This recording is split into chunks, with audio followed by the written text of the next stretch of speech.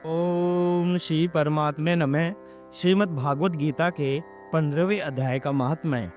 श्री महादेव जी कहते हैं, पार्वती अब गीता के 15वें अध्याय का महात्म्य सुनो। गौड़ देश में कृपाण नरसिंह नामक एक राजा थे, जिनकी तलवार की धार से युद्ध में देवता भी परास्त हो जाते थे। उनका बुद्धिमान सेनापति शस्त्र और शास्त्र की कलाओं का भंडार था। उसका नाम था सर्वभैमरुंड। उसकी भुजाओं में प्रचंड बल था। एक समय उस पापी ने राजकुमारों सहित महाराज का वध करके स्वयं ही राज्य करने का विचार किया। इस निश्चय के कुछ ही दिनों बाद वह हेजे का शिकार होकर मर गया। थोड़े समय में वह परमात्मा अपने पूर्व कर्म के कारण सिंधु देश में एक तेजस्वी घोड़ा हुआ। उसका पेट सटा हुआ था।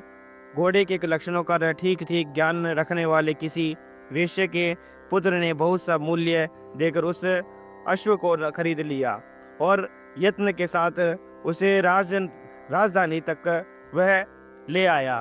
वेश्य कुमार वह अश्व राजा को देने को लाया था। यद्यपि राजा उस वेश्य कुमार से परिचित थे, तथापि द्वारपाल ने जाकर उसके आगमन की सूचना दी। राजा ने पूछा, किस लिए आए हो?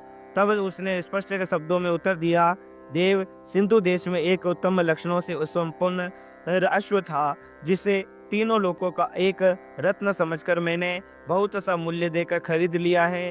राजा ने आज्ञा दी, उस अश्व को यहाँ ले आओ। वास्तव में वह घोड़ा वह गुणों में उच्च सवा के समान था। सुंदर रूप का तो मानो गरी ही था। शुभ लक्षणों का समुद्र जान पड़ता था। वेश्य घोड़ा ले आया और राजा ने उसे देखा। अश्व का लक्षण जानने वाले आत्माओं ने इसकी बड़ी प्रशंसा की। सुनकर राजा अपार आनंद में निमग्न हो गए और उन्होंने वेश्य को मुंह मांगा सुवर्ण देकर तुरंत ही उसे अश्व को खरीद लिया। कुछ दिनों के बाद एक समय राजा शिकार खेलने के लिए गए। उस तक और उसी घोड़े पर चढ़कर वन में गए। वहां मुर्गों के पीछे उन्होंने अपना घोड़ा बढ़ाया। पीछे पीछे सब ओर से दौड़कर आते हुए समस्त सैनिकों का साथ छूट गया। वे हीनों द्वारा आकृष्ट होकर बहुत दूर निकल गए। प्यास से ने उन्हें व्याकुल कर दिया। तब वे घोड़े से उतरकर जल की खोज करने लगे। घोड़े को तो उन्होंने वृक्ष की डाली में बांध दिया और स्वयं एक चट्टान पर चढ़ने लगे। कुछ दूर जाने पर उन्होंने देखा कि एक पत्ते का टुकड़ा हवा से उड़कर शिलाखंड पर गिरा है। उसमें गीता के 15वें अध्याय का आधा श्लोक लिखा हुआ था। राजा उसे बाँचने लगे। उनके मुख से गीता के अक्षर सुनकर घोड़ा तुरंत गिर पड़ा और अश्व शरीर को छोड़कर तुरंत ही दिव्य विमान पर बैठकर वह स्वर्गलोक को चला गया। तत्पश्चात राजा ने पहाड़ पर चढ़कर एक उत्तम आश्रम देखा, जहाँ नागकेश्वर, केले, आम और नारियल के वृक्ष लहरा रहे थे। आश्रम के भीतर एक ब्राह्मण बैठे हुए थे, जो संसार की वासनाओं से मुक्त थे।